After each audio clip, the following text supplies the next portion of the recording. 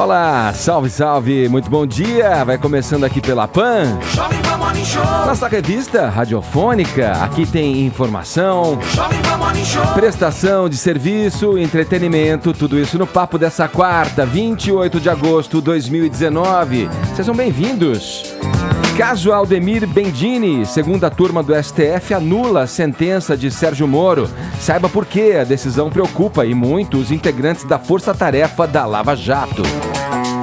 Oscar 2020, A Vida Invisível desbanca Bacurau e vai representar o Brasil na corrida pela estatueta de melhor filme estrangeiro. De talk show a longa-metragem. Um bate-papo sobre cinema e televisão com o onipresente Leandro Hassum, que, como de costume, olha, tá cheio de novidades para contar. Esses são alguns destaques do Morning Show que tá começando e você é o nosso convidado especial até às 11h30. Seguimos por aqui, vem com a gente. Buenos dias, senhorita. Buenos dias, Edgar. Tudo bom, Paulinha? Sim, querido, tudo bem. Vamos lá, qual a nossa tag aí? Vamos divulgar. Edmuso, toda vez que a gente fala de Oscar, me vem aquele desejo, aquela vontade de ver o Brasil ganhar uma estatueta de melhor filme. A gente fica de ano em ano, né? Nessa eu tô torcida, empolgada né? agora. Lembra quando o bingo não foi Torcida que eu chorei eterna. aqui no programa? Tipo, agora vai. Ah, eu tô muito empolgada. Vencedor de um Sertão Regar em Cannes, Karim Ainus, que já fez um monte de filme legal, inclusive Céu de Sueli, Viagem Porque Te Amo, Volto Porque Preciso. Madame Satã, né? Praia do Futuro, Madame Satã, gente, pelo amor de Deus. Vocês estão tá muito adiantando a minha Abismo nota. Prateado. Ai, desculpa, amiga, empolguei.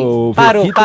É só lançamento de tag, vamos se acalmar pra depois exaltar A Vida Invisível, que vai ser o nosso brasileiro, pra tentar uma vaguinha aí na categoria de melhor filme estrangeiro no Oscar. Mas no Twitter, galerinha, a gente vai com Queremos o Oscar. O que será que a gente precisa fazer pra botar a mão nessa estatueta, Edgar? Você acha que já aconteceram aí injustiças com o nosso Brasilzão? Quiçá. Você quer indicar alguém pra receber o Oscar? Sei lá, participa aqui do Morning Show com muita energia pra gente ir pros assuntos mais comentados do Brasil. Hashtag Queremos o Oscar. É isso aí, querido ouvinte, querido espectador. Você já parou pra pensar por que a gente ainda não levou nenhuma estatueta? Fiquei aqui pensando, quero dividir com você e quero que você participe mandando vídeos aqui pro nosso WhatsApp, respondendo a essa pergunta que não quer calar, né? Por que o Brasil nunca ganhou um Oscar de melhor filme estrangeiro? Conta pra gente, mostre a sua teoria pra gente em vídeo, tá bom? Grava na horizontal com o celular e manda pra gente pelo 11... Essa é uma dúvida que eu tenho também, sabia? Celson, fiz tantos filmes. Celson. Eu já fiz tantos filmes bons. Eu não sei se eles não conseguem escutar as nossas vozes. O áudio, né? O áudio. Melhorou o áudio. Melhorou. Olha, aproveita e protesta quase 20 anos depois por Fernanda Montenegro ter sido roubada na cara dura de seu Oscar. Ô Celton, pede aí pra galera, então, passa o número do WhatsApp aí, por favor, pra galera. Vamos lá, pra você participar aqui. Eu espero que todo mundo compreenda. Você pode aumentar um pouquinho o volume? Vai lá. Outra forma de interagir com o Morning pelo WhatsApp 11 93117 1009 93117 1009.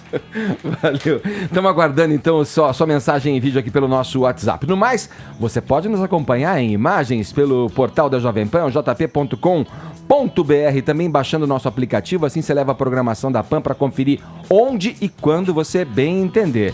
Também transmitimos em nosso canal no YouTube. Vai lá, assista a nossa programação, clique na sinetinha para ser informado quando a gente entra no ar, beleza? E também estamos nas mídias sociais, no Instagram e no Facebook. Vambora? Vamos pra frente? Todo mundo convidado a passar a próxima hora e meia colado aqui na Jovem Pan, porque o Morning tá apenas começando.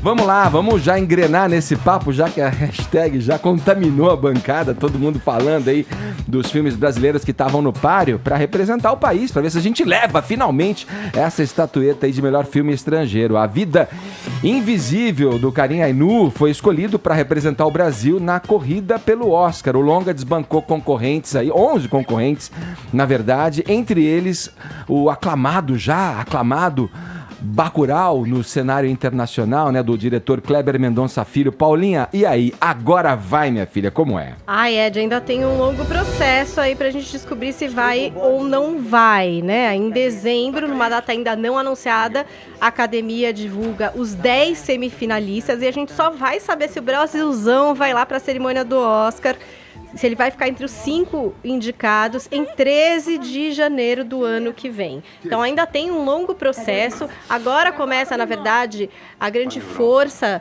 do backstage, do lobby, de fazer as pessoas assistirem e torcerem por esses filmes, não é verdade? E talvez essa questão comercial do filme A Vida Invisível tenha tido um pouco de peso na decisão da Academia Brasileira de Cinema, que aconteceu ontem, né, na Cinemateca. Eles divulgaram, através da palavra da Ana Mui Laerte, que foi a presidente da comissão, o nosso filme. A votação foi de 5 para A Vida Invisível e 4 para Bacurau. É por isso que a gente está citando Bacurau aqui, porque, na verdade, ficou realmente dividido entre esses 2 filmes.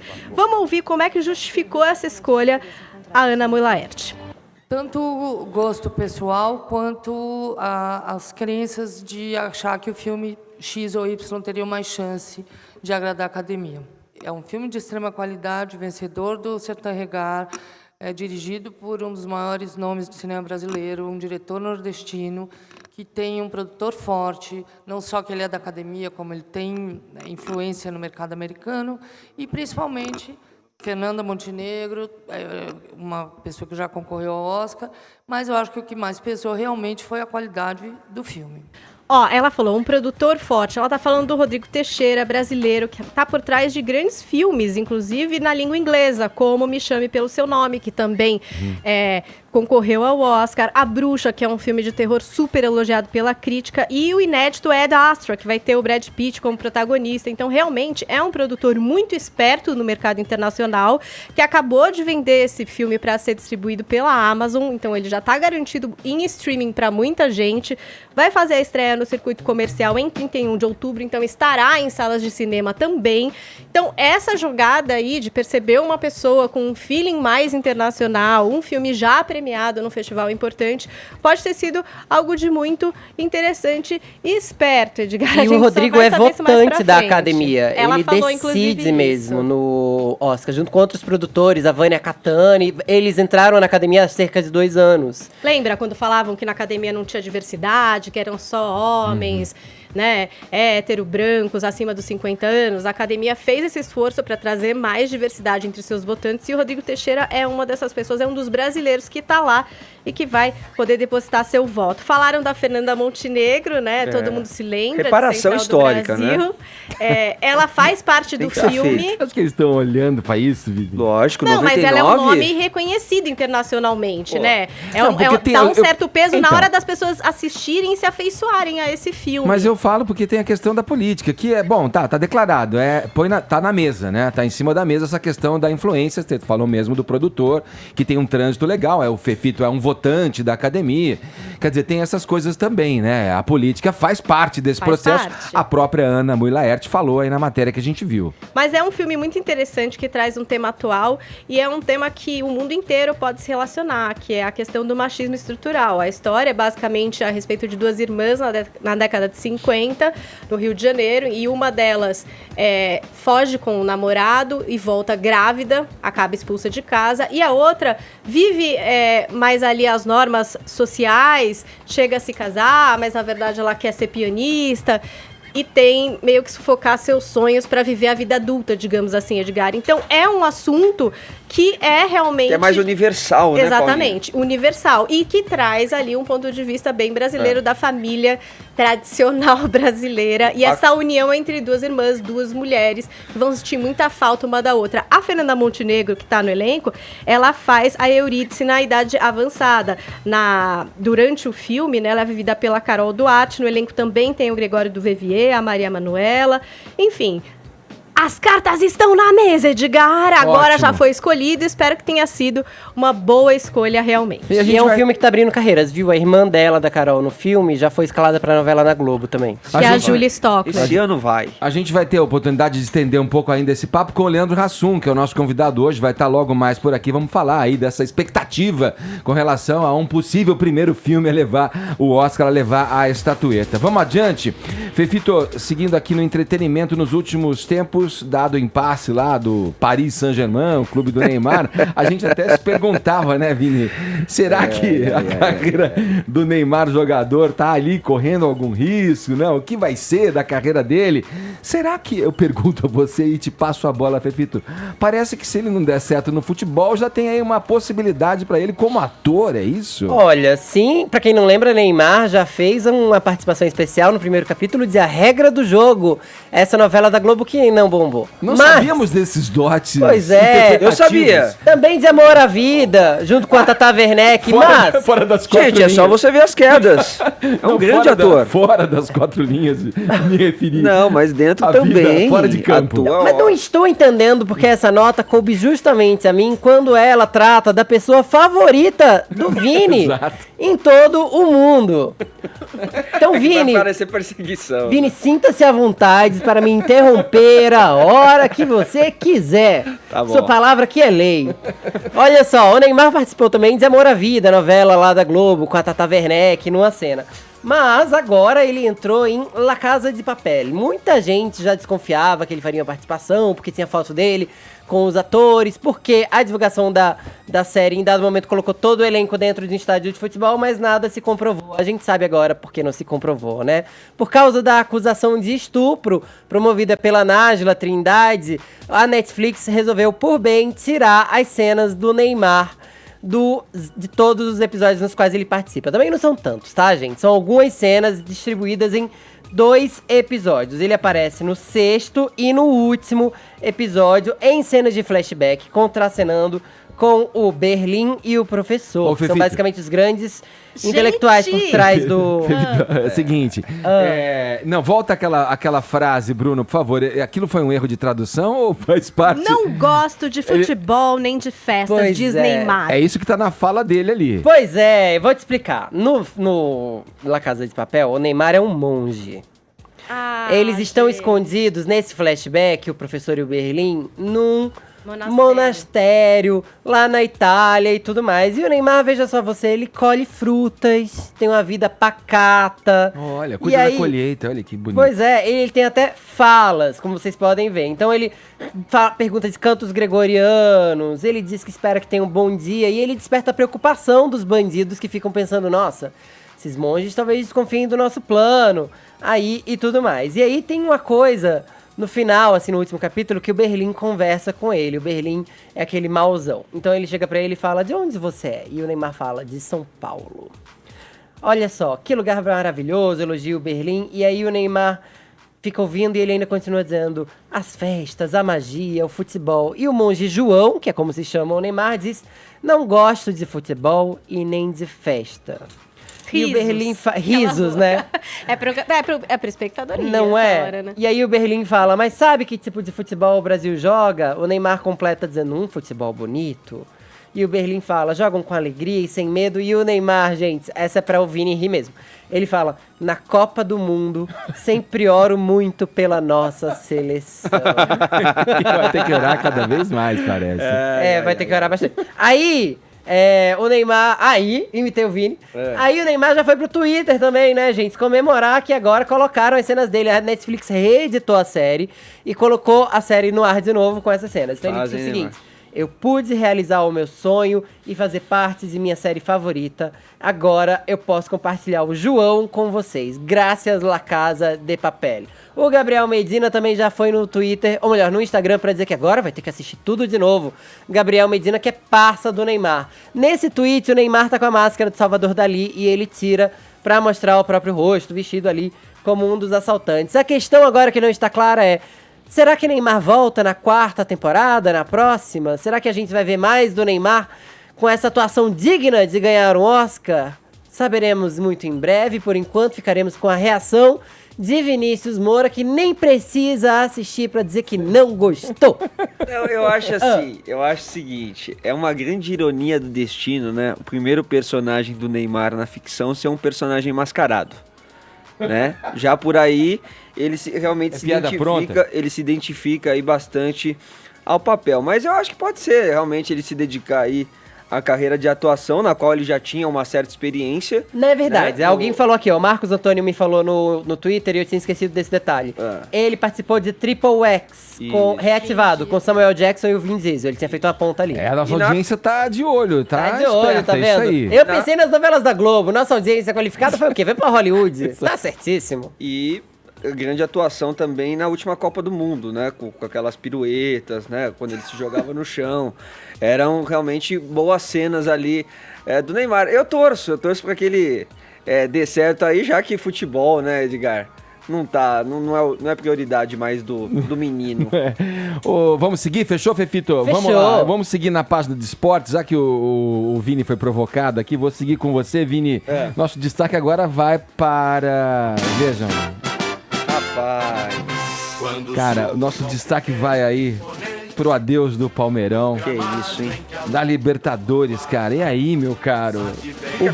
O Grêmio passou por cima do Verdão e ainda de virada, Vini, é isso? Foi isso? Olha só a imagem que a gente vê agora, Edgar. Jogo cancelado, Palmeiras e Liverpool, que era o grande sonho do palmeirense, né? Jogar o Mundial. Puxa vida. Contra o Liverpool, que venceu a última Liga dos Campeões, mas... Olha lá, ó. Até a pé nós iremos fazer para que jus der e aqui, vier. ó. Fazer jus aqui. E o Grêmio surpreendeu, né, Edgar? Porque o Palmeiras foi lá em Porto Alegre, bateu o Grêmio por 1-0, e veio trouxe aqui. a vantagem, começou vencendo o jogo. Tava tudo certo. Precisava levar 2 gols. Acabou levando. O jogo se resolveu, Edgar, em 10 minutos. Né? O Palmeiras fez o gol e rapidamente o Grêmio foi lá, empatou com o gol do Cebolinha, né? Uma bola alçada na área, ele surgiu sozinho, uma falha ali da defesa palmeirense, do Marcos Rocha, e depois no lance de velocidade dele também, ele acabou entrando dentro da área, dividiu com o goleiro palmeirense, o Everton, que acabou, na minha opinião, falhando no lance também, e a bola sobrou para o Alisson, que fez a virada aí gremista, segurou o jogo até o final, e o Grêmio está classificado. Agora você me pergunta, Edgar, mas o Palmeiras deixou isso acontecer em pleno Allianz Parque? É isso que... Não foi no Allianz Parque o jogo, foi no Pacaembu. Ah, não foi? Não foi, por quê? Porque no último, já desconfio. porque no último final de semana, Edgar, teve show da dupla Sandy e Júnior no Allianz Parque. E... Ai, essa trilha, eu amei. E aí o que acontece? E por que teve o show do Sandy Júnior no Allianz Parque? Porque quem administra é a W Torre, né? A W Torre fechou esse contrato logo que o Palmeiras construiu aí, reconstruiu, na verdade, né? O Palestra Itália para o Allianz Parque. Então a W Torre tem os direitos aí do estádio por mais 30 anos. Eles tentam até equilibrar ali quando tem alguns shows com jogos importantes do Palmeiras, mas dessa vez não teve jeito. E como o show foi no final de semana passado, o gramado estava muito prejudicado. Então o Palmeiras optou por jogar no Pacaembu. É ainda dentro de casa, tem ainda o seu torcedor, mas o Allianz é o Allianz, né? A casa do Palmeiras. Você acaba perdendo um pouco da sua força assim. E aí o Grêmio não perdeu a oportunidade, Edgar, de depois do jogo provocar o Palmeiras e colocou em seu Twitter, olha lá, a letra de "eu acho que pirei, meus pés saíram do chão, eu posso até voar, seguro meu coração". Que maldade! É uma provocação sadia, Sadia, divertida, criativa. O Grêmio realmente mereceu essa classificação, que aliás tem nome. A eliminação do Palmeiras também, não é Sandy Júnior não, hein? Já vai... O nome e sobrenome da eliminação do Palmeiras não é Sandy Júnior, não. Vai fulanizar já? Luiz Felipe Scolari, conhecido como Felipão. Você vai mexer com o Felipão? Campeoníssimo pelo Palmeiras, tem ali, né, um currículo invejável, atual campeão brasileiro, agora Felipão. Fala muito. Você me colocar... Fala muito. Você me colocar no segundo tempo o Daverson como solução para mudar o jogo, você só piorou o Palmeiras, que não fez um mau primeiro tempo, sofreu ali o relâmpago, né, de tomar 2 gols em 5 minutos, mas aí no segundo tempo sim, com essas substituições que você fez extremamente equivocadas, o Palmeiras se perdeu e perdeu também a classificação e a tão sonhada ida para o Mundial de clubes, Edgar. Tá falado, Vini. Técnico Vini Moura. Pois é. Vamos seguir na política agora. Por 3-1, a segunda turma do Supremo Tribunal Federal anulou ontem a condenação imposta por Sérgio Moro ao ex-presidente da Petrobras e do Banco do Brasil. O Aldemir Bendini havia sido sentenciado a 11 anos de prisão por corrupção passiva e lavagem de dinheiro. Vamos a Brasília. Zé Maria Trindade, explica pra gente essa decisão aí da segunda turma e nos conte aí por que a força-tarefa da Lava Jato manifestou aí preocupação a respeito. Bom dia, Zé. Salve, muito bom dia, Edgar, bom dia a todos. Sabe aquela história do Ronaldinho, de olhar para um lado e chutar para o outro? Sim. Esta é a interpretação aqui com relação à segunda turma, né? Pegou esse caso do ex-presidente do Banco do Brasil e ex-presidente da Petrobras, Aldir Bendini, para dar um chega para lá na Lava Jato. Segunda turma decidiu, mudou completamente o jeito da coisa, né? De que os delatores fazem parte do processo de acusação. Olha, os delatores, eles são, na verdade, réus e são, inclusive, condenados. Eles têm privilégios, penas menores, né? Porque contribuíram para a justiça, mas continuam como réus. E, neste caso, a segunda turma do Supremo Tribunal Federal entendeu que o réu deve falar por último, ou seja, o condenado. Isso. Por último, inclusive, do réu delator.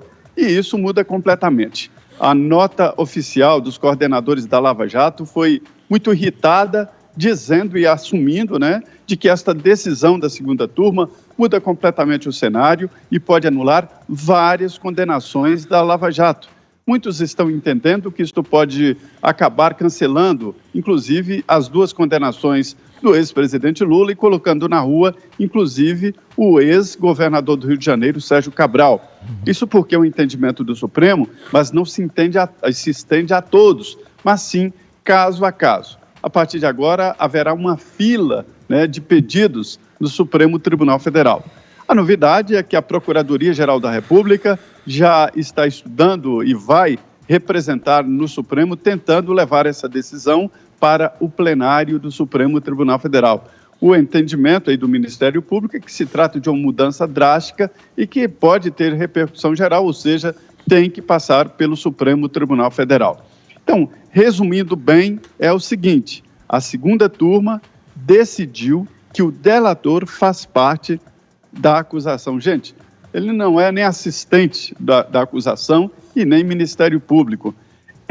A gente sabe, no Supremo não se discute o mérito, ninguém discute o mérito, o crime, isso não é possível. É a chamada defesa jurídica. É quando os advogados ficam procurando ali erros ou equívocos e prazos e tal, e conseguiram um ponto que pode mudar os destinos da Lava Jato. O perigo aí, Edgar, é o seguinte: muitos desses crimes, eles ficam prescritos, né? Sim. E se houver condenações, voltando lá à primeira instância, isso pode acontecer. Sim. Ô Caio, esse receio procede? Qual é a tua ideia a respeito do que pode acontecer, né, a partir dessas implicações aí, né, com relação a esse novo, digamos, entendimento com relação às alegações finais aí? Eu concordo integralmente, Edgar, com as observações do Zé Maria, e para entender o tamanho de mais esse absurdo do Supremo Tribunal Federal, a gente precisa falar um pouquinho sobre teoria do direito. É um assunto meio árido, mas é fundamental para a gente entender o que está acontecendo, né? Porque o processo judicial ele é orientado por princípios. Então você tem aí o princípio do devido processo legal, né, que inclusive, imagina, é uma herança da Magna Carta de 1215, né, do direito anglo-saxão. Então, o Estado ele tem a obrigação de respeitar todos os direitos individuais e, além disso, ele deve seguir a lei rigorosamente para que qualquer ato da autoridade pública seja considerado válido. E você tem também o princípio da ampla defesa e do contraditório, né, que tem a sua inspiração aí já no direito romano e tem uma máxima que é audi alteram parte, que quer dizer o seguinte: a outra parte ela tem que ser ouvida. Então, ele traz a ideia, ele consagra aí a ideia de uma condução dialética no processo penal, sempre ouvindo os dois lados, sem silenciar os argumentos da defesa, que deve ter sempre o seu direito respeitado aí de responder à acusação. Bom, para o ouvinte que se interessar, esses princípios eles estão inscritos no artigo 5º da Constituição, incisos 54 e 55. Bom, é sobre pretexto de guardar esses princípios que o STF impôs aí a principal derrota jurídica à Lava Jato, né? Todo o direito processual penal, ele vai orientar suas normas conforme esses princípios que a gente falou aqui. E a lei processual, ela é, por definição, constitucional, certo? Portanto, seguir o Código de Processo Penal deveria ser suficiente para garantir o devido processo legal, a ampla defesa e o contraditório. Só que o Supremo se tornou a terra do nunca no direito. Nunca há segurança jurídica por lá.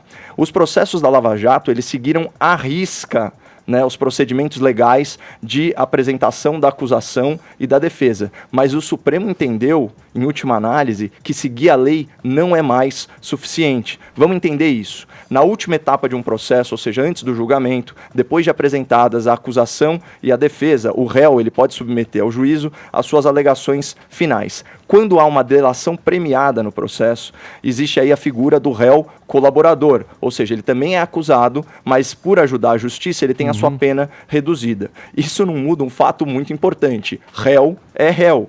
Certo? Por isso, os juízes da Lava Jato, eles determinavam o prazo idêntico para a apresentação das tais alegações finais, tanto do réu comum quanto do réu colaborador. E isso vigorou por 6 anos, pessoal, desde que surgiu para o direito brasileiro o Instituto da Delação Premiada. Então, por 6 anos, isso não foi um problema. Aí, alguns advogados muito criativos tiveram a sacada. Não, peraí, ó, o réu colaborador, ele pode falar sobre o réu não colaborador nas suas alegações finais. Logo, o réu que não colaborou, ele deveria falar sempre por último, né? E o detalhe importante, de novo, não custa frisar, essa criatividade toda não consta de nenhuma lei, nem processual, nem penal. Só que o Supremo recebeu esse argumento de braços abertos e anulou uma sentença de primeira instância, né, dizendo justamente isso. Olha, a ordem das alegações finais pode limitar, né, o direito do réu de defesa, né? E assim, de novo, esse é mais um recorde para a bandidolatria que coloca todo o direito da ótica do criminoso e não das suas vítimas. Lembrando que no caso de corrupção, a vítima é a sociedade. Agora, percebe o absurdo jurídico cometido pela segunda turma do STF? Ela decide contra os dispositivos do direito processual, decide contra leis sabidamente constitucionais, decide contra 6 anos de prática forense na primeira instância, né, inventando que delator agora faz parte da acusação. E mais, ignora que não há prejuízo para o réu não colaborador. E por que eu digo isso? Porque o réu ele tem a segunda instância para apelar, certo? Em liberdade, com o reexame das provas, além de submeter essa decisão da segunda instância para o Tribunal Recursal, que é o STJ. Então aqui a gente tem aquela história, né, que a gente já falou aqui para o ouvinte da PAN, do artigo 566 do Código de Processo Penal. Não será declarada a nulidade de ato processual que não houver influído na apuração da verdade substancial ou na decisão da causa. Mais um princípio de direito processual, é um princípio francês, pas de nullité sans griffe, né? Você não tem a nulidade sem apurar um prejuízo objetivo ao réu. E o efeito dessa decisão do STF é terrível, né? O Zé mencionou a nota da força-tarefa da Lava Jato, eu trago aqui para o ouvinte da PAN as aspas. Se o entendimento for aplicado nos demais casos da Operação Lava Jato, poderá anular praticamente todas as condenações, com a consequente prescrição de vários crimes e libertação de réus presos. E como bem observou, como brilhantemente observou o Zé Maria, ao fazer essa analogia de olhar para um lado e chutar para o outro, o STF malandramente escolheu um caso de pouca repercussão, que é a condenação de um executivo que não tem nenhuma expressividade social. Para quê? Para testar as águas e sentir o clima. E aqui a gente volta à tal da pós-verdade, aquela história de que a percepção emocional, né, ela supera a racionalidade na compreensão dos fatos. Olha o que disse a Folha na matéria sobre esse assunto. Abre aspas. O clima se tornou desfavorável para Moro desde que as mensagens de Telegram trocadas entre ele e procuradores da Lava Jato passaram a ser divulgadas pelo Intercept e outros órgãos de imprensa, incluindo a Folha. Aqui, ponto para a Folha, que se colocou no mesmo nível do Intercept. São cúmplices e se merecem. Mas o ponto é o seguinte, objetivamente, a Vaza Jato não tem nada a ver,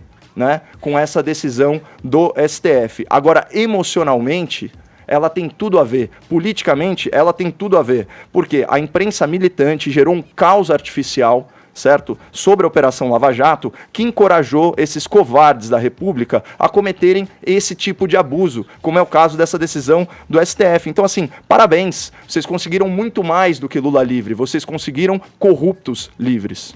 Ô Trindade, sobre essas questões aí que o Caio está trazendo, existe, claro, no universo, no entendimento ali, frente a esses vazamentos aí promovidos pelo Intercept com outros veículos de comunicação, que acabam jogando uma imagem, sujando um pouco a imagem de uma operação que o Brasil inteiro acompanhou e o Brasil inteiro aplaudiu pela primeira vez na nossa história, perseguir e realmente punir criminosos de poder, né, Zé?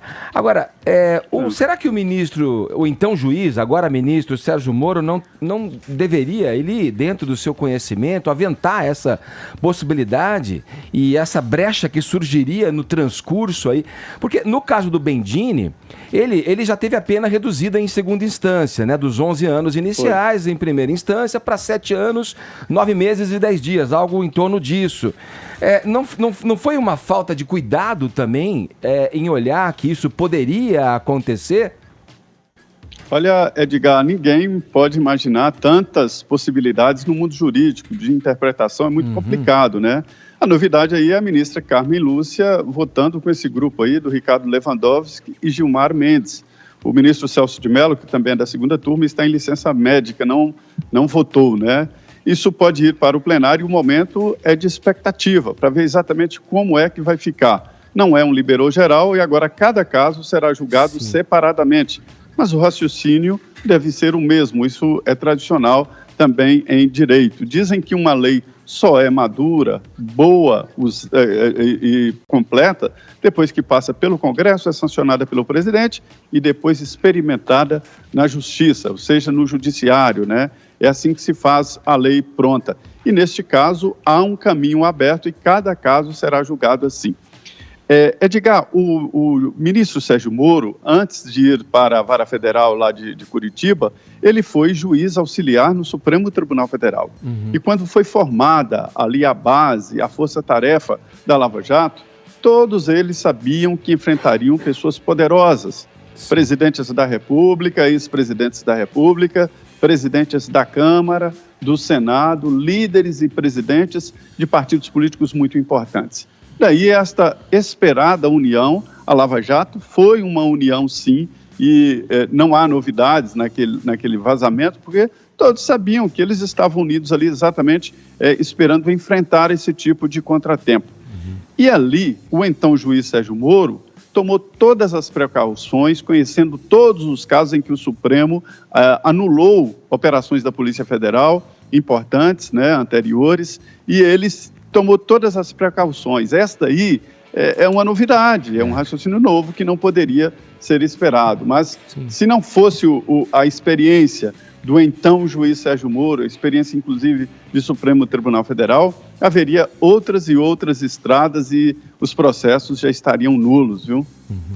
Valeu, Zé. Obrigado pelas informações aí. Bom trabalho para você aí em Brasília, meu camarada. É isso. Muito obrigado, muito bom dia a todos. Agora 10 horas 35 minutos, horário de Brasília.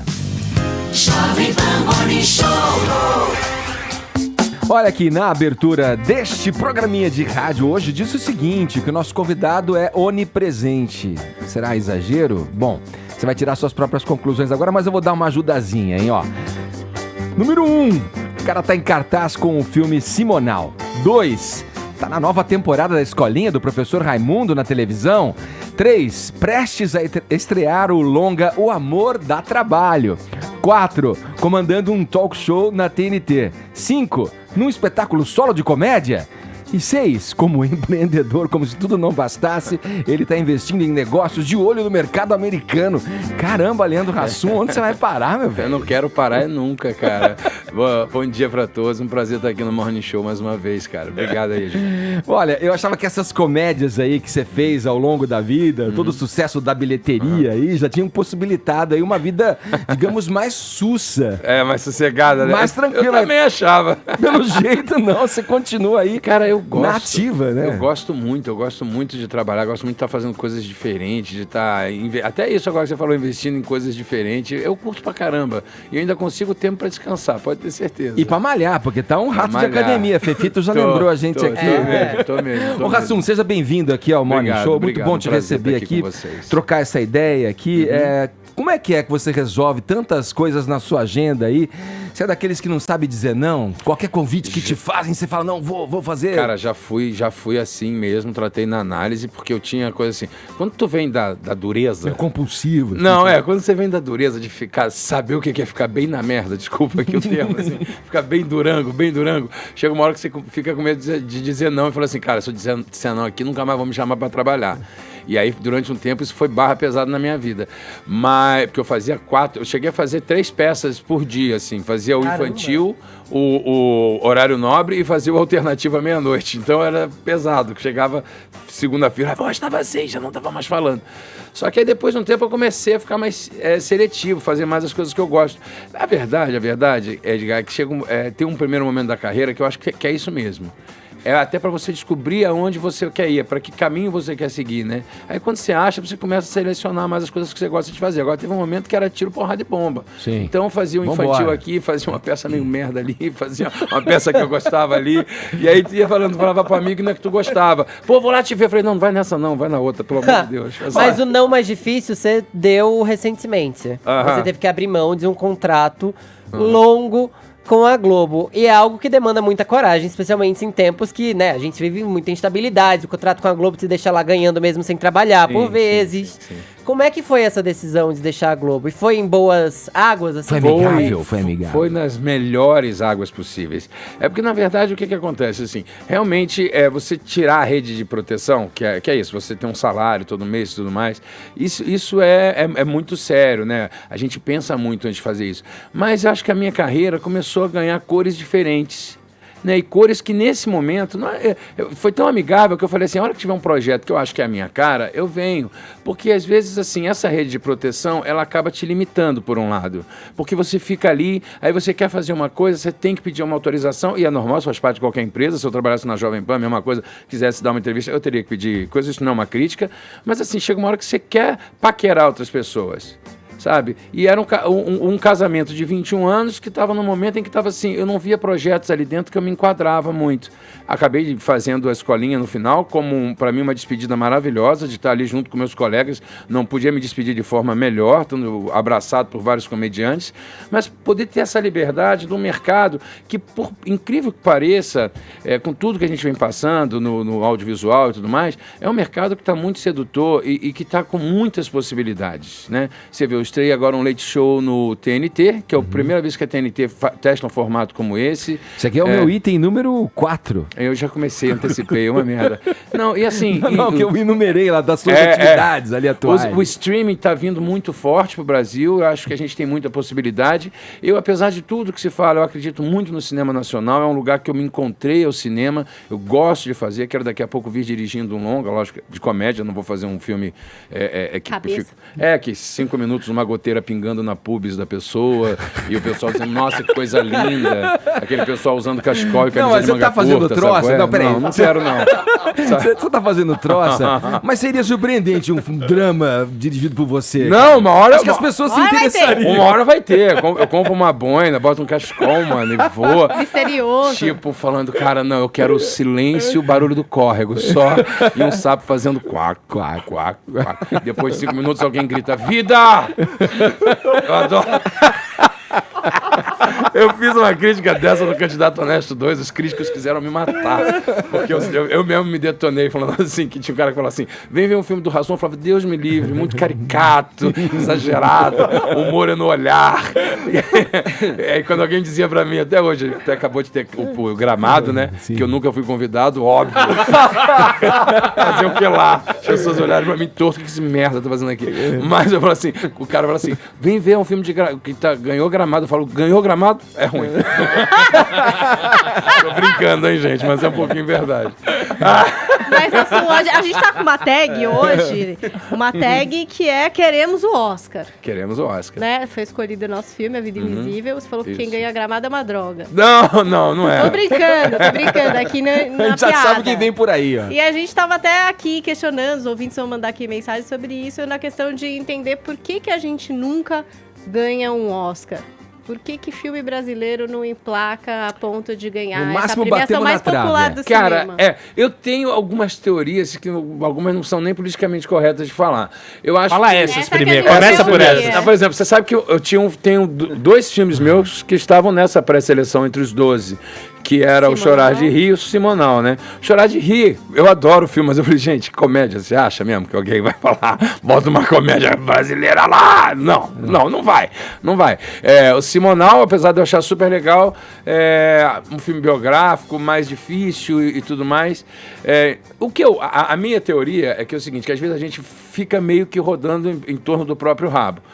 Acho que o filme do Carinha é maravilhoso, eu adorei, mas é um pouco mais do que a gente já viu nos nossos filmes que são pré-selecionados para o Oscar. Por exemplo, quando teve o filme da Regina Casé, que agora até... Que horas ela volta? Que horas ela volta? Que horas Da ela Mãe volta? Da Mãe Laerte mesmo. Da Mãe Laerte. Eu achava que a gente ia.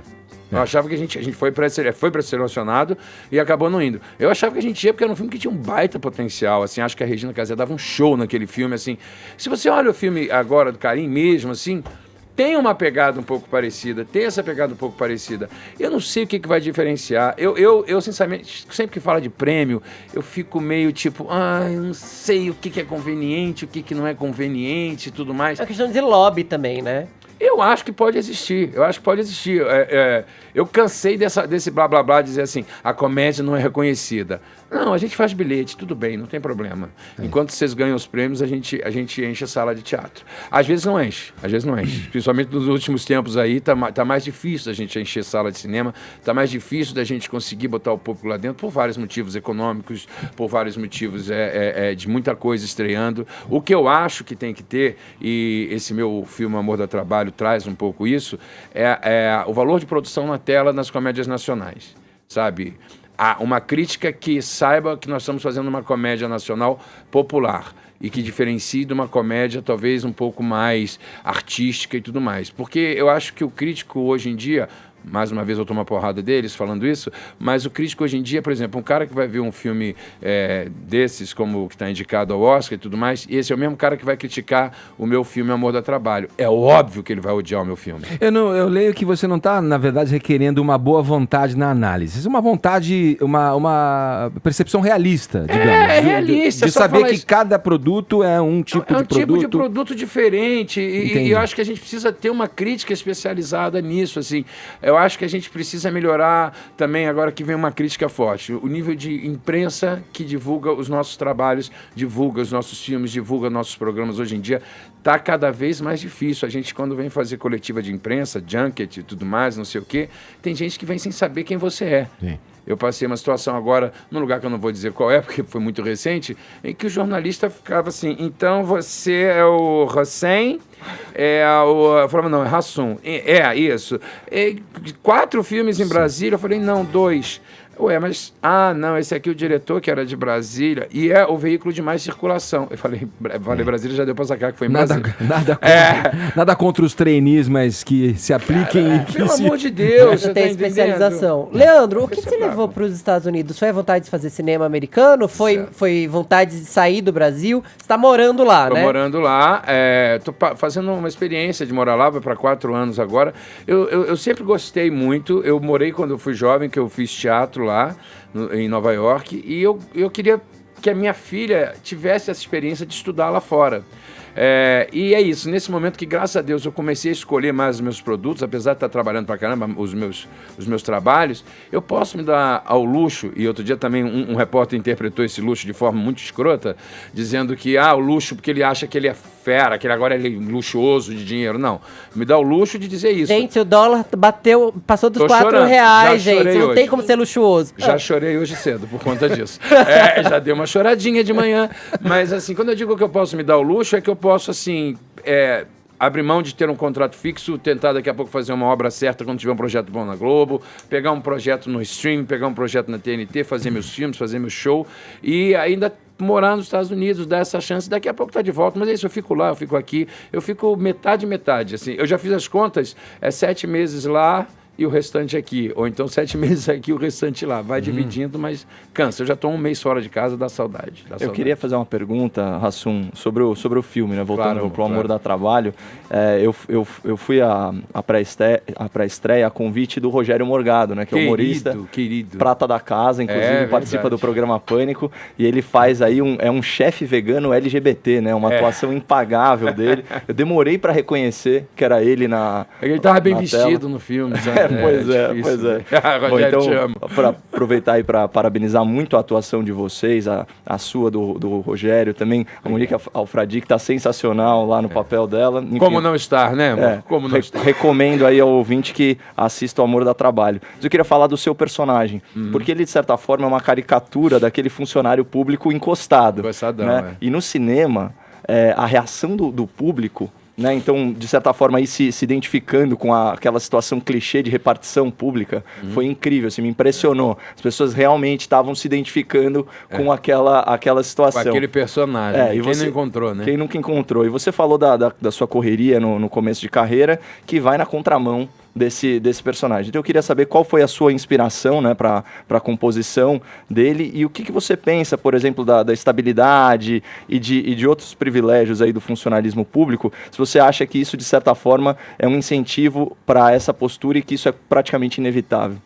Eu acho que o sistema acaba atrapalhando até mesmo o funcionário, entendeu? Ele se vê cercado de tantas burocracias que chega uma hora que ele senta numa zona de conforto e fala assim, quer saber, eu vou fazer o meu e é isso aí mesmo, não vou ficar me preocupando, o meu negócio é carimbar, eu vou carimbar e acabou. E é isso que a gente passa na vida. Muitas vezes quando você chega na frente de uma repartição pública, o cara tem as respostas prontas para você. É a mesma resposta padrão que ele vai dar para um, ele vai dar para outro e tipo assim, não é problema meu, deixa eu passar o problema adiante. Conta das respostas infalíveis, essa é muito boa. Ele tem uma planilha lá que são as desculpas infalíveis, né? Que ele só olha ali e dá as desculpas infalíveis. Eu costumo dizer, desculpa a expressão aqui, que é a famosa síndrome de Calcutá. Né? A gente vive muito isso, inclusive eu brincava isso às vezes na televisão, quando dava algum problema de produção, falava assim, entramos na síndrome de Calcutá. Falava assim, quem fez isso aqui? Não fui eu não, foi fulano, é em Calcutá, no meu não tá, passa com o Calcutá do colega aqui, é o famoso colega. Tirar da reta. Tiro dele da reta. E o Anselmo é exatamente isso, é aquele cara que fala assim, brother, porra, vou fazer aqui, vou dar essa resposta, vou passar pra frente, outro que se vire. E a gente vive muito isso. Vive isso em todas as áreas, sabe? Eu me lembro que na televisão eu reclamava muito, por exemplo, chamavam o elenco todo no mesmo horário. Horário de chegada, 1h. Eu já cheguei pra gravar, horário 1h, a minha cena tava com a descrição assim, externa à noite. Eu falava, irmão, por que estão marcando 1h? Sabe como é que é diretor, né? Não, o cara tá tirando a naba do dele. Falou assim, deixa todo mundo aqui igual um gado, nesse cercado, e aí a gente vai usando conforme a gente quiser. Precisar. E o Globo, por isso ele não renovou o contrato. Não, mentira. Mas isso é em várias produções. Nos meus filmes, eu tomo conta disso, do elenco. Porque como eu sou um cara que eu comecei desde o figurante, que era aquele cara que chegava, bebia um copo d'água e comia um creme cracker e ficava o dia inteiro em pé, assim, enquanto estava vendo os atores sentados, eu fui esse cara. Então, tudo que é produção minha, eu olho e falo assim, por que aquela senhora está sentada aqui se ela já gravou? Não, vai que a gente quer usar. Eu falo, não vai usar, pode liberar, manda ela embora. Sim. Ela mora longe, é isso. E esse tipo de comportamento é que eu quero cada vez mais a gente alimente no audiovisual. Deixa eu puxar um outro personagem, o Hassum, de um outro filme que você fez recente, esse que inclusive estava no páreo para representar o Brasil, que é a cinebiografia do Simonal, Sim. né? Você vive lá um personagem crucial na carreira do Simonal, que é o Carlos Imperial, é aquele cafajeste da música brasileira, que inventou o termo na pilantragem, né? Incutiu isso, né? O cafajeste mais carismático do Brasil. Mais carismático do Brasil, um cara que, na verdade, foi a mola propulsora ali da Jovem Guarda, foi o grande descobridor de vários ícones da música brasileira, da Jovem Guarda especificamente, trabalhou com o Erasmo, e descobriu e botou o Simonal Simonal para trabalhar, que a princípio era... Ele era um office boy. Era um assistente do Imperial. dele. Conta um pouco dessa produção. O filme é uma delícia, eu adoro música e fui ver com a maior curiosidade e achei que foi um filme redentor, assim, pra família. Aquela coisa de não ser um filme chapa branca, embora todo mundo conheça a história, parece que esse filme... com esse filme, Simoninha, o Max, a Patrícia, a Dona Tereza, a família, colocaram uma pedra nesse assunto e resolveram a questão. Não só para a geração que eles viveram, mas para as novas gerações também, com relação de conhecer o que é o trabalho do Simonal, né? Sim. Do que foi o que o Simonal representou para a música. Quando você fala do Carlos Imperial, é uma coisa que eu pensei muito na época que eu estava criando o meu personagem, né? Em cima dos documentários que eu vi, das histórias que eu via. Era assim, antigamente, como a gente não tinha rede social, não tinha nada, se você tinha um amigo no jornal, se você tinha um amigo na rádio, se você tinha um amigo na TV... Era uma chance. Porra, era o cara que ia resolver a tua vida, né? Porque, e outra coisa, ao mesmo tempo ninguém te desmentia, não tinha quem te desmentisse.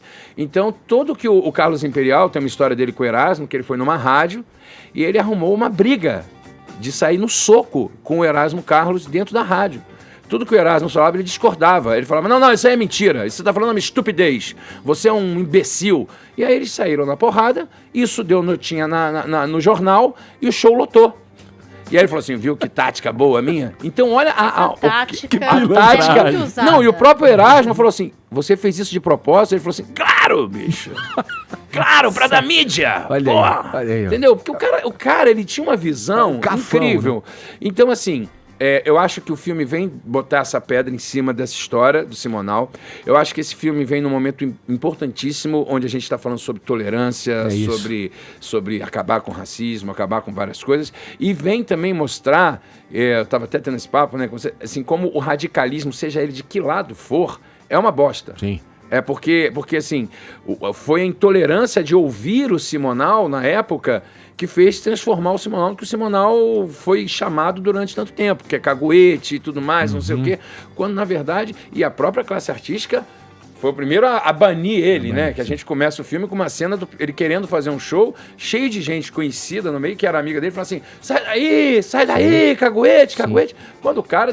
Não é bem assim a história. E hoje em dia, a gente, com todas as mídias, com tudo, a gente hoje vive esse momento novamente. Eu queria que você fizesse Isso é mesmo assustador. uma analogia. Porque realmente, agora, com essa polarização maravilhosa, ou você é um lado, ou você é outro, e as pessoas se sentem sempre... ali, vou ter que falar alguma coisa sobre isso. Pra te dar porrada, né? Diga. Vou pedir pra você ser objetivo sente, pra gente Rassum? fazer um break e retomar essa história. Vai lá, Rassum. Eu acho que intolerância é ruim de qualquer lado. Eu acho que a gente tem que ter ouvido aberto pra todo mundo e sacar que isso tem que ficar só naquele assunto. Isso não pode ir pro lado pessoal.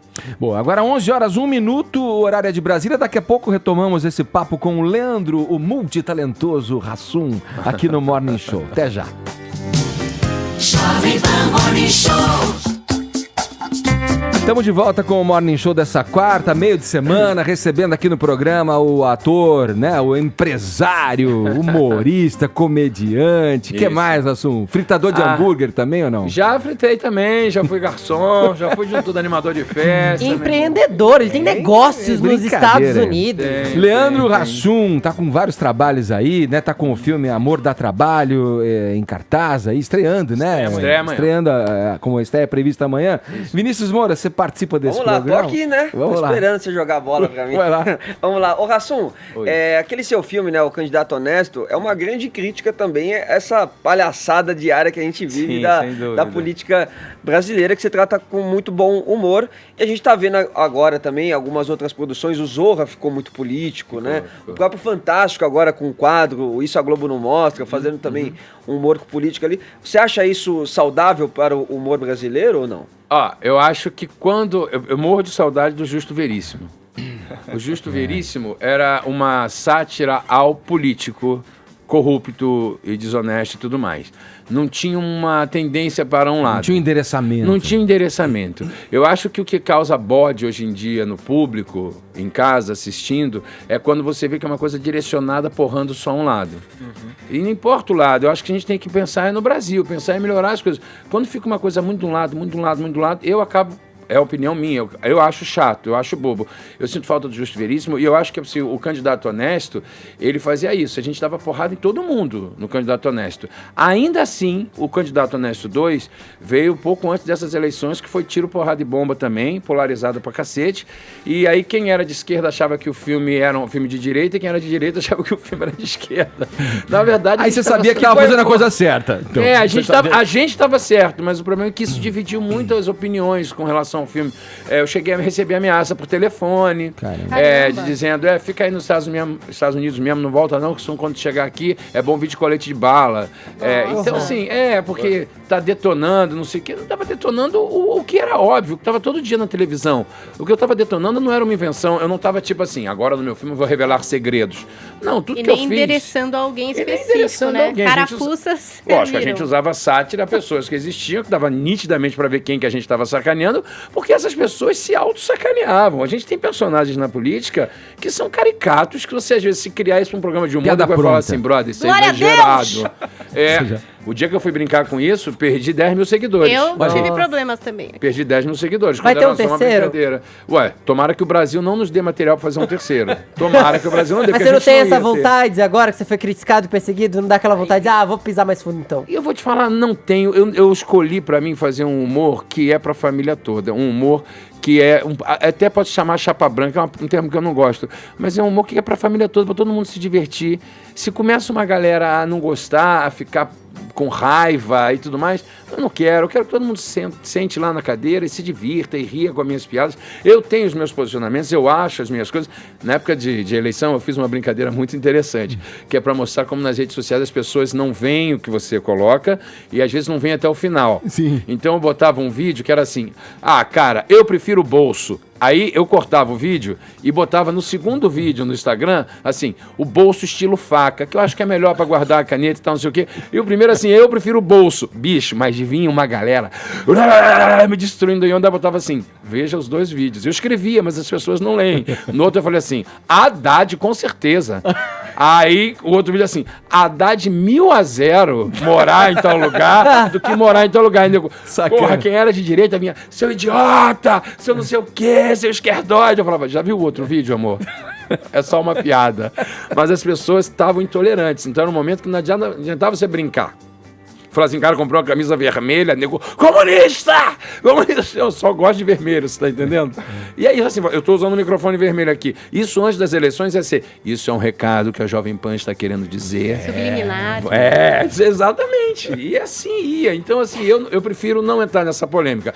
Se eu fizer um 3, vai ser com a mesma pegada da comédia em primeiro lugar. Quiser tirar uma lição dali, se isso influenciar seu voto, bacana, bônus track. Leve pra você. Leve pra você, mas a minha ideia é só te fazer rir. E como que você vê essas declarações, por exemplo, do Bolsonaro relacionado ao audiovisual? Né? Você que é um cara do cinema, de repente ele pega e fala que um filme como Bruna Surfistinha não deveria receber ali verba pública, tem essa história de levar a Ancine, né, transferir lá para Brasília para ter um rigor maior, para ter uma fiscalização maior do que é feito, do que se pode receber como verba pública ou não. Como que você tem visto aí o papel do governo com relação ao cinema audiovisual? E além, né, Vini, já com, segundo ele, o rastreamento, o escaneamento de projetos que estavam lá em filas de leis de fomento, já com temáticas LGBT, enfim, que ele já falou, não, isso aí, né, isso não. Fiscalizar todo o audiovisual, eu acho bacana, assim como a gente tem que fiscalizar a saúde, fiscalizar a economia, fiscalizar tudo, eu acho sempre muito importante. Garantir que escolhas não sejam ideologizadas. Exatamente. Isso aí eu acho muito importante mesmo. Agora, com relação ao que ele disse sobre a Bruna Surfistinha, ela é um pouco lamentável. Porque, na verdade, a gente está falando ali de uma dramaturgia. É uma história que está sendo contada, como a gente contou do Simonal. Então, por exemplo, se fosse agora, também a gente não contaria a história de Simonal, porque conta a história de um cara que, teoricamente, se juntou aos militares e foi caguete e tudo mais. Não, peraí. Porque no filme da Bruna Surfistinha tem sexo? existe a faixa Ou etária. droga, né? Ué. Mas existe a faixa etária. Os meus próprios filmes têm faixa etária. A gente às vezes brigava na hora de decidir, vamos botar 14 anos, vamos botar 16. Eu falei, não, bota 14. Ah, não, mas tem 4 palavrões que são muito fortes. Eu falei assim, cara, minha filha com 13 falava coisa pior. Mas tudo bem, bota lá 16 anos por conta disso. Existe essa faixa etária que já é uma coisa. Agora, dizer que Bruna Surfistinha é um filme pornô, é muito grosseiro, é muito diferente. Existe uma direção muito primorosa, é uma direção de arte, a coisa é feita A com Débora muito Seco bom tá gosto. incrível. Incrível, e sem dizer que é o seguinte, não quero desmerecer o filme pornô também não, que o filme pornô não tem incentivo, E é uma indústria. é uma né? indústria, emprega gente pra cacete, entendeu? Você pode não gostar, você pode querer falar o que você quiser, mas a indústria do filme pornô é uma indústria de muito lucro. E sempre traz lembrando muito que dinheiro. filmes LGBTs não são necessariamente filmes pornôs também, Nunca. né? Já que, enfim. Exatamente. Isso não tem o menor sentido de falar isso, né? Obviamente. Mas assim, a fiscalização eu acho que tem que ter sim. Leandro, e o Tá Pago, hein? Vamos falar do seu Vamos. talk Talk show show. aí, porque você... Como é que é esse aí? Agora é apresentador, além de tudo. E tô- você recebeu uma galera bem legal. Luciana Gimenez, Maísa, Dada Coelho, que eu amo. Uma galera Luísa muito Sonza. do bem. Cara, foi muito legal, assim, a TNT entrou em contato comigo, estava querendo entrar com esse formato de ter um talk show, né, um late show, e eu tinha muita vontade de apresentar um programa. Eu acho que muitos comediantes sempre gostam de apresentar late show, porque é isso, a gente consegue ter uma forma mais descontraída de fazer pergunta, mas a minha grande questão era assim, mas como é que pode ser diferente? Como é que pode ser diferente? Nós não somos um formato, nossa, que coisa nova, nunca foi visto. Não, se olhar o Almoço com as Estrelas lá atrás, Com a né? Lolita e o A Ayrton. Lolita, que era uma coisa um pouco nessa mesma linha. Porém, eu achei bacana não ser esse formato, isso, a bancada, o sofá e uma caneca. A gente senta, e é impressionante como isso eu vou notando ao longo do papo, né? Como a gente é comediante, você senta e o cara vai fazer uma pergunta, sempre tem um cara que já fica assim, o que esse cara vai me sacanear? Tá achando engraçado que isso é a partir do um sofá, uma caneca, uma bancada, isso, então sai fora, é isso? Não tem isso, é uma mesa de jantar, eu chamo 4 amigos pra jantar. A gente toma um drink no bar, depois tem uma entradinha, tem um prato Você principal. vai embebedando os convidados? E vão bebendo, tirando a Maísa, que era menor, não bebeu, tomou um refrigerante, mas a gente vai bebendo e vão ficando mais soltos. Porque, cara, você vai vendo no final do papo, estão Demais, falando cara, coisas isso aí. interessantíssimas, assim, que a gente não precisa nem perguntar. Você vê como o campo das cara vai ideias, falando. Paulinha, a gente conversou sobre isso, foi que tinha um projeto que era exatamente isso, tá no campo das Ou seja, ideias... não faz mais, a gente já não- fez, Já cara, tem pô. agora, vai ter que fazer alguma Temos coisinha uma- diferente. Ai, faltou Cara, arroz. e é gostoso, faltou cara. arroz. E que é um diferencial, né, Ração? Porque tem muitos talk shows hoje no Brasil. Isso não é uma concorrência crítica, eu acho pesada, bons, né? mas é isso, assim. Fazer mais um, né? E fazer igual, assim, eu acho o Danilo tão brilhante no que ele faz, sabe? Eu acho que o Bial faz isso também muito bem, acho que tem uma galera que já faz. Eu não saberia ter esse papo cabeça, me fale sobre o seu livro, eu li ali a semântica, e o cara, eu sou meio burro, então assim, vamos sentar pra bater papo, conversar, que vai ser do cacete. Olha, ô Leandro, vamos ver aqui como é que tá a nossa hashtag. A gente lançou uma hashtag no Twitter, queremos Oscar. Depois eu quero a tua opinião. Você já falou um pouco sobre isso, né? Como é que estamos aí, Paulinha? Vamos lá, que tem muita participação. Edinho Oliveira. Só acho que a Paula Fernandes poderia cantar a versão de Juntos e Shallow Now na premiação. Ele falou pra eu ler com ironia e eu tentei. Não sei se deu certo. Agora, a Daniela Marley. Sabe quando o Brasil vai ganhar um Oscar? Quando os cineastas deixarem de fazer filmes para si mesmos. Mandou esse recado pra Nossa, galera que aqui na nossa direto, hein? hashtag. Porra, soco no peito isso aí, hein? Luiz Gonzaga, se a história recente do Brasil fosse retratada em um filme, tenho quase certeza de que ganharíamos não um Oscar, mas uns 10 framboesas de ouro, que é aquele prêmio da zoação, né, dos Zoação, filmes, exatamente. tipo, zoados. E Mano Beto, hashtag, queremos um Oscar? Não. Queremos emprego. Rindo, mas de nervoso, Edgar. A gente perguntou Mano, aqui Beto, também, vamos ver o que Assun, que a gente consegue pra tu aí, mano. Pediu, tá no ar, vai que rola. a gente participou aqui, a nossa audiência, dessa questão aí que nos habita desde sempre. Por que o Brasil não ganhou um Oscar ainda? Nem um filme brasileiro. Vamos ver o que os ouvintes mandaram aqui pra gente pelo WhatsApp. Bom dia, galera do Morning Show. Olá, bom dia. Sou Beto Lima, aqui de Manaus, meio da Amazônia, né? Não tem girafa aqui, tá? A minha teoria, porque que o Brasil nunca ganha um Oscar, é porque a gente se prende muito no drama. Filmes sobre drama, sobre ditadura, sobre Gostei de você. protesto, droga, prostituição. O nosso país é rico em folclore, vamos investir na fantasia, na aventura. Os grandes filmes de Hollywood têm isso. Valeu? Ó, não tem girafa, mas tem o Rambo lá na Amazônia. Tem o Rambo, irmão. Quem tá falando é o Henrique, do Rio de Janeiro.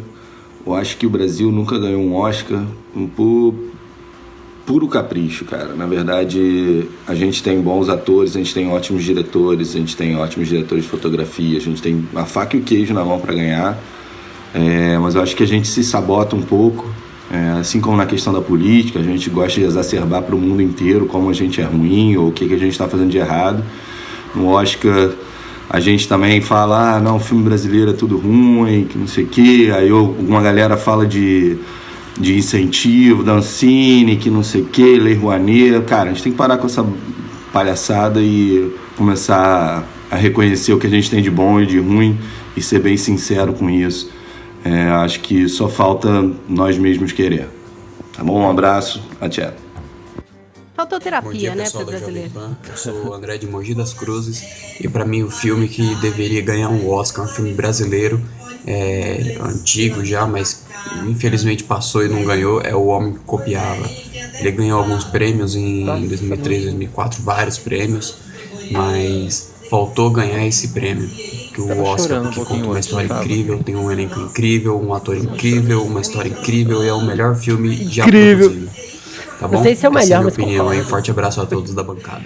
Legal, obrigado pela Mas você participação. emocionou ouvindo, né? Se emocionou, ele se emocionou. Adoro o homem que copiava. Você já meio falou um pouco sobre isso. Quer uma frase puxar aí, Rassum? Por que a gente até agora não levou? O que tá faltando? Você concorda com a nossa audiência aí? Eu concordo um pouco com cada um deles, mas acima de tudo, eu acho que é questão de panela lá do Oscar mesmo. A gente é sempre visto como o primo pobre, assim. Vai entendeu? sempre ter um filme iraniano. Aí entra um filme iraniano, sou o cara que perdeu o dedal da tia na guerra.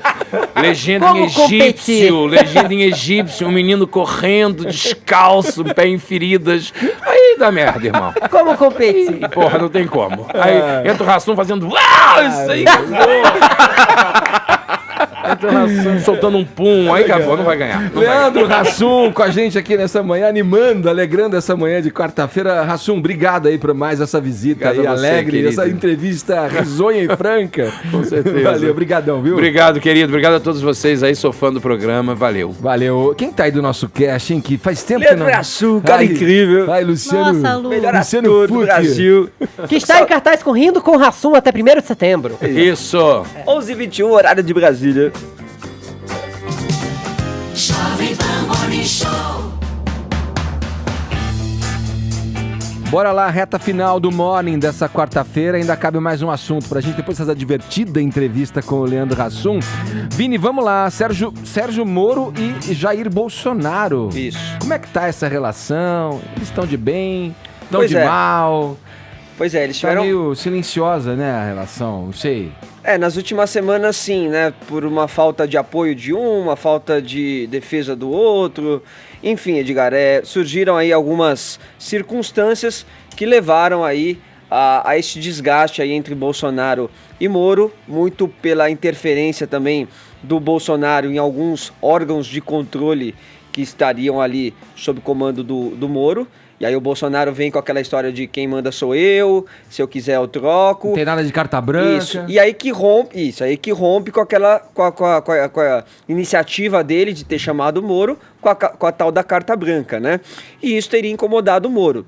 Teve também a história do Toffoli ter suspendido ali as investigações relacionadas ao COAF, que atingia diretamente o Flávio Bolsonaro, filho do presidente, e que o Moro teria se oposto a isso. Então seria mais uma divergência ali entre os dois, né, Edgar? Então teve indicação também do Bolsonaro em alguns nomes ali do CAD, que também formalmente está ligado ao Ministério da Justiça e não teve a consulta do Moro. A história da lei do abuso da autoridade, que a população foi às ruas no último final de semana, e que é algo que está sendo cobrado ali diretamente para que o Bolsonaro sancione, com o apoio do Moro, mas que poderia também prejudicar ali, com o apoio do Moro, para que se vete, né, a lei de abuso de autoridade. Enfim, então tem várias questões relacionadas em torno disso, e ontem eles teriam tido uma reunião, uma conversa para colocar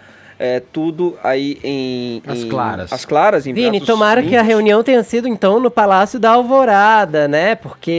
Enquanto pode divulgar, porque, Mas não foi? Não. segundo Guilherme Amado, da revista Época, hoje de manhã, o governo Bolsonaro decretou sigilo sobre visitas no Palácio da Alvorada e no Palácio de Jaburu pelos próximos 5 anos. Ou seja, a gente não saberá mais quem visita nosso presidente ou quem vai falar com o nosso Não, presidente. mas a reunião foi por lá mesmo, e aí o que eles teriam tratado, de que também esse desgaste poderia vir aí de uma rede de intrigas, né, de que o Bolsonaro está recebendo muitas informações por WhatsApp, e isso acaba desgastando, e logo após a reunião eles colocaram...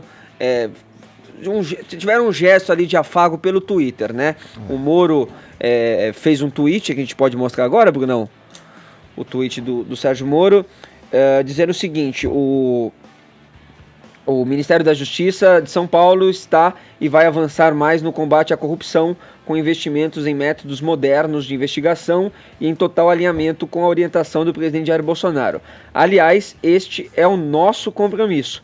E aí o Bolsonaro respondeu este tweet do Moro, com um sinalzinho ali de positivo, bandeira do Brasil e vamos Moro. Então seria um gesto ali de afago para dizer que tá tudo bem entre os dois, Edgar. O que o Vini, além do que o Vini falou, Caio, você vê, tem essas questões de ingerência nos órgãos reguladores, né? Ele trouxe o COAF, a questão ali da Receita também, mas acho que o que pega mesmo é quando essa ingerência se dá na área de atuação do ministro da Justiça e Segurança Pública, Sérgio Moro. Estou me referindo, obviamente, aí a essas mexidas que Bolsonaro vem fazendo nos quadros da Polícia Federal, que não seriam atribuições suas, na verdade, né? Mudança de direção, essas coisas. Nós já tecemos aqui no Morning Show longas críticas às interferências em órgãos de controle e fiscalização, né? E inclusive o Zé Maria fez uma belíssima defesa aí do princípio da impessoalidade, né? Que está muito bem registrado no artigo 37 da Constituição, que trata aí dos princípios da administração pública. Agora, falando sobre essa suposta rusga, né, Moro-Bolsonaro, a disputa por influência, né, e espaço, ela é própria, né, do universo do poder. Então, e muitas dessas intrigas palacianas, né, que chegam a nós pela imprensa, elas são artificialmente infladas e têm segundas intenções. Isso é muito claro. E fica muito difícil, então, distinguir os fatos das narrativas, né, quando a gente trata da relação pessoal entre duas autoridades, especialmente considerando, né, a dinâmica dos relacionamentos humanos e dos relacionamentos políticos também, que é muito fluida. Então, às vezes a gente está de bem, às vezes a gente está de mal, né? Às vezes a gente se alia e às vezes a gente tem aí um conflito de interesse. O que a gente espera do presidente, do ministro da Justiça e do ministro da Economia, vou colocar ele na brincadeira aqui também, que são as maiores autoridades, nossas maiores autoridades do Poder Executivo, é que eles coloquem as suas relações pessoais e as suas diferenças de personalidade sempre em segundo plano e que eles orientem aí as suas ações em prol do Brasil. Eu, pessoalmente, né, eu formo meu juízo, eu formo minha opinião sobre um agente político baseado muito mais nos seus atos públicos, né? Repercutir mensagem privada e fofoca, tem gente na imprensa fazendo isso muito melhor, como a Folha, a Veja e o Intercept. Inclusive, Caio, com relação ao Intercept, teria ficado assim uma questão para o Bolsonaro também, porque na época que surgiram as reportagens, ele saiu prontamente em defesa do ministro Sérgio Moro, né? E essa defesa não veio agora no que se diz da suspensão aí da investigação no caso do Toffoli, que era o que teria mais pegado ali o Bolsonaro com relação ao Sérgio Moro, né, Edgar? Então teve um seguidor também que colocou na rede social para o Bolsonaro o seguinte, assim, cuide bem do ministro Sérgio Moro, porque você sabe que a gente te elegeu junto com ele, junto com o Paulo Guedes. E aí o Bolsonaro fala, não, ele não esteve comigo durante a minha campanha, inclusive nem poderia porque ele tinha a atuação dele como juiz, mas querendo dizer que quem foi eleito foi Jair Bolsonaro. Foi ele, né? Bom, é assim a gente finaliza mais uma edição do nosso Morning Show. Vamos voltar amanhã aqui na programação.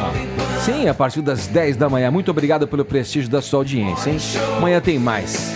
Tchau, cuidem-se.